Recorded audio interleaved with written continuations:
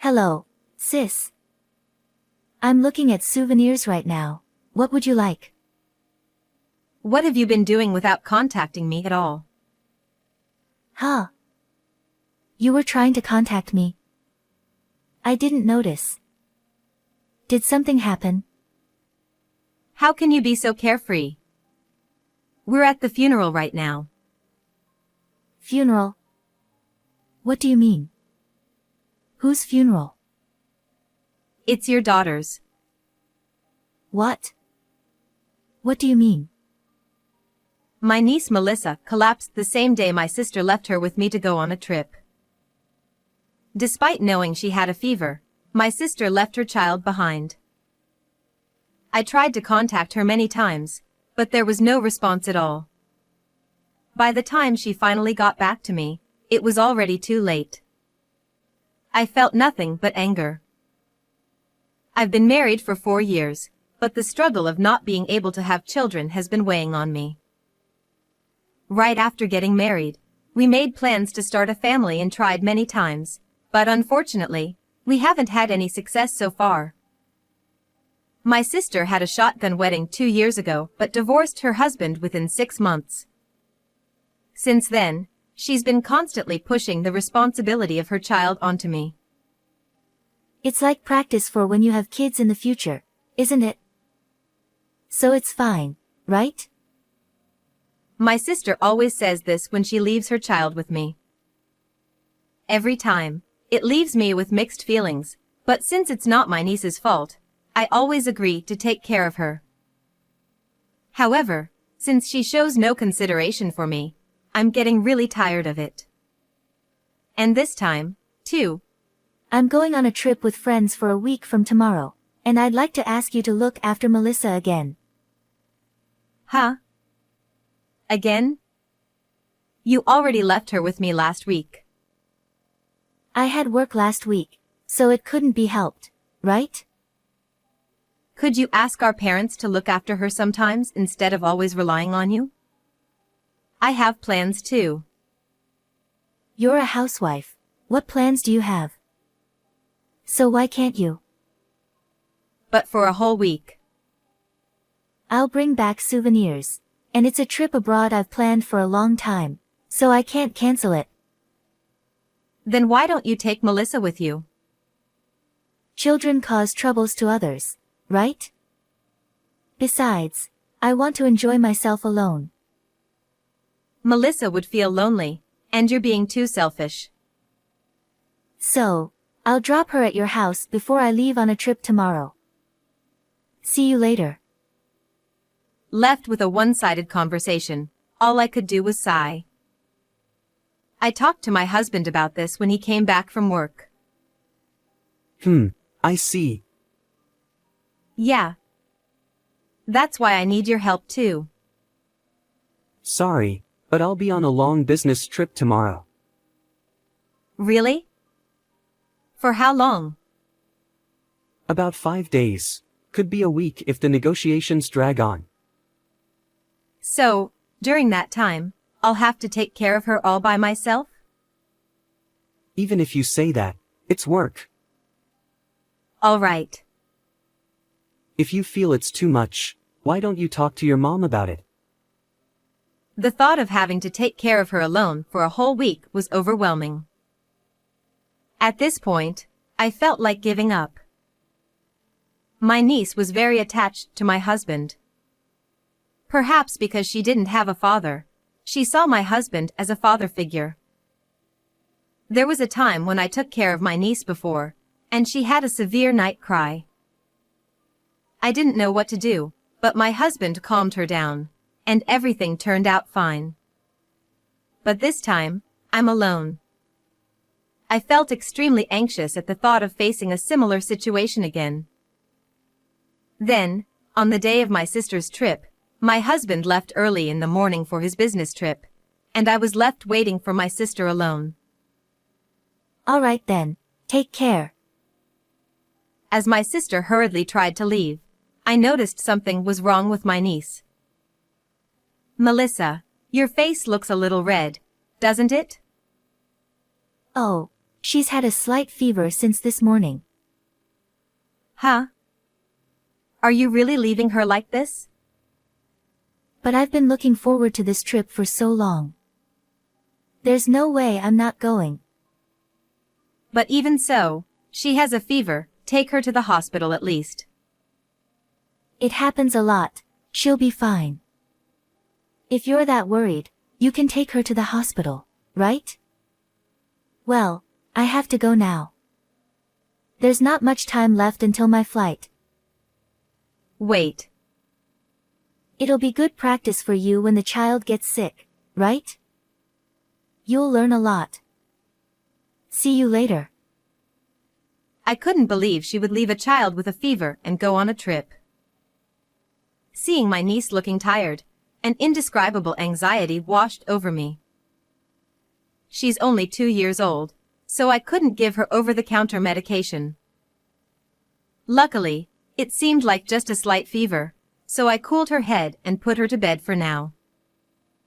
I didn't know what else to do, so I called my mother for advice. Mom, my sister left Melissa with me again, and this time she's gone on a trip. And Melissa seems to have a fever. What should I do? Calm down. How high is her fever? Right now, it's just a slight fever, but... Then let's keep an eye on her. If she has convulsions or seizures, call an ambulance immediately. All right. If anything happens, call me right away. Hearing my mother's words eased my anxiety a bit, but I couldn't bear it for a whole week like this. Even though it's just a slight fever, watching her struggle with her small body made me feel more and more distressed. And that night, my niece's condition suddenly worsened. Her fever shot up rapidly, and she began to suffer, so I quickly called an ambulance. And then, I tried calling my sister, but for some reason, the call wouldn't go through no matter how many times I tried. Why isn't it working?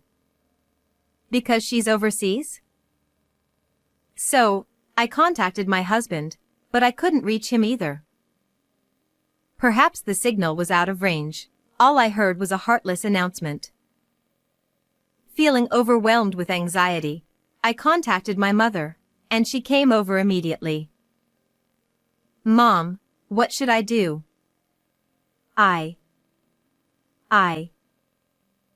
It's going to be okay. The doctor is with her. There's nothing to worry about.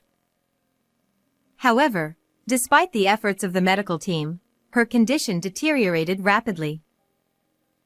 I kept trying to contact my sister every hour, but still couldn't get through. And then, 4 days later. No. It can't be. It's not true. I'm sorry. Melissa passed away. A mere 2-year-old child, unable to see her mother one last time. I didn't know what to do anymore. I just broke down in tears. It's not your fault. There was nothing you could do. I know. But still, why can't we reach her? I know, Mom. I should have asked where she'd stay at least if I knew this would have happened. I was overwhelmed with feelings of regret as I entrusted Melissa's body to the funeral home, despite how heartbreaking it was. With no way to reach my sister or my husband, I couldn't even discuss what to do next. My husband's trip was supposed to end tomorrow, so all I could do was wait for his return. Seeing how worn out I was, my mother kindly suggested I take a rest, and I was finally able to get some decent sleep after 4 days.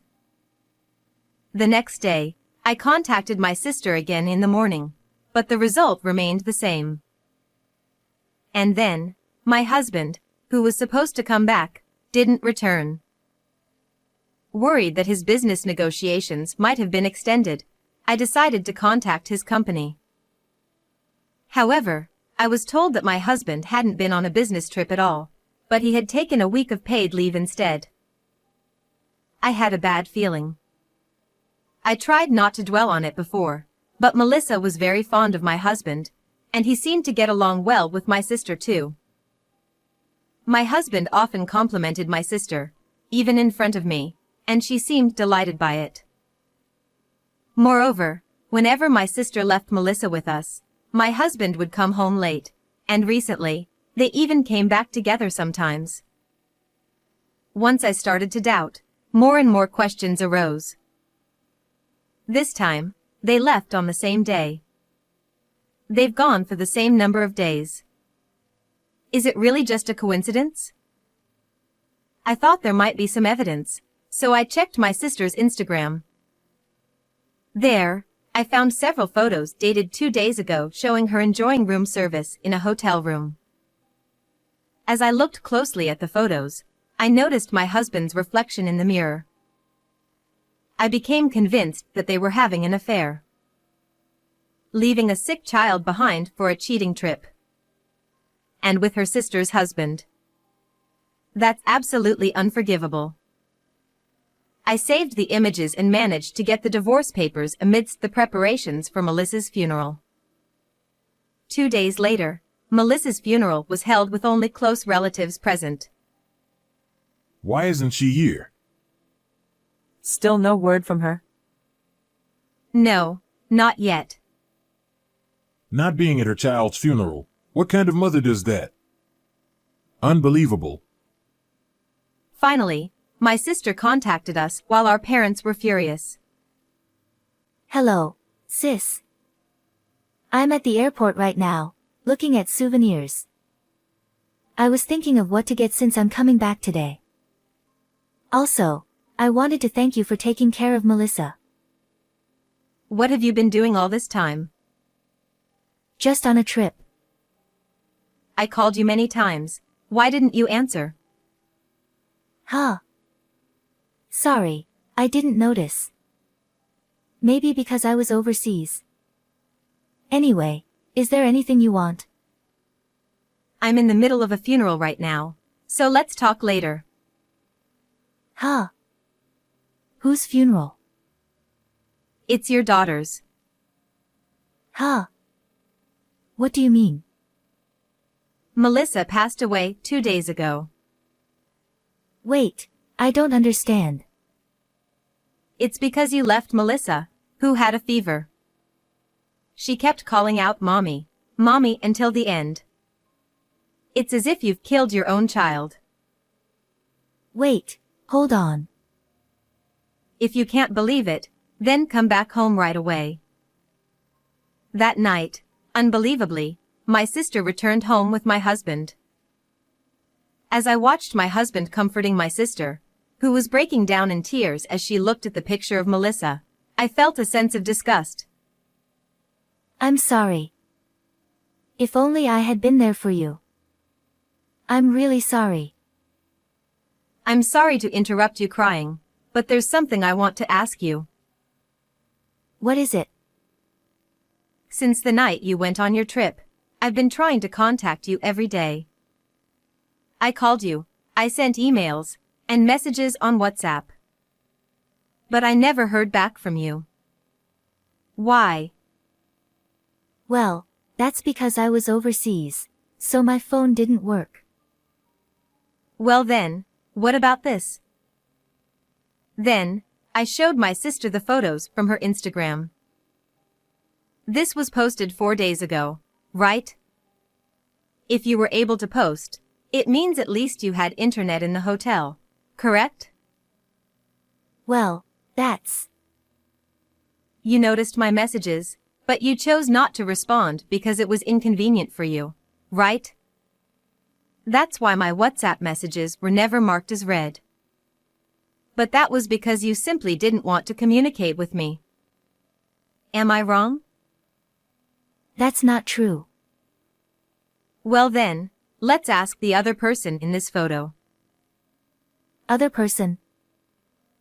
Hey, did you enjoy your trip with my sister? Ha! I zoomed in on the photo and showed it to my husband and sister. They turned pale. Both of our parents were also staring at the photo with wide eyes. Clearly, the person reflected in this mirror is you, isn't it? How do you explain that? Ha! Maybe it just looks like me. I mean, I was on a business trip. I contacted your company. They told me you were on leave. And for a whole week.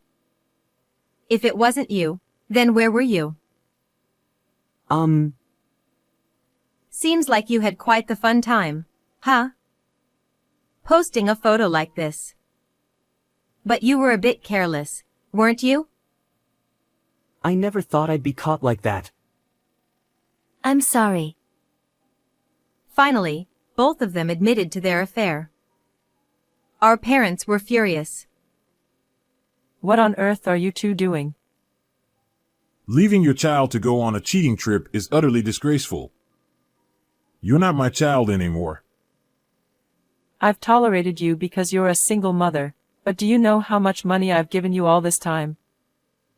I want it all back, but consider it severance pay. I don't want to see your face anymore. Wait a minute, Mom, Dad. Shut up. Don't ever come back here again. Can't you say something to them? What do you want me to say? It's all your fault.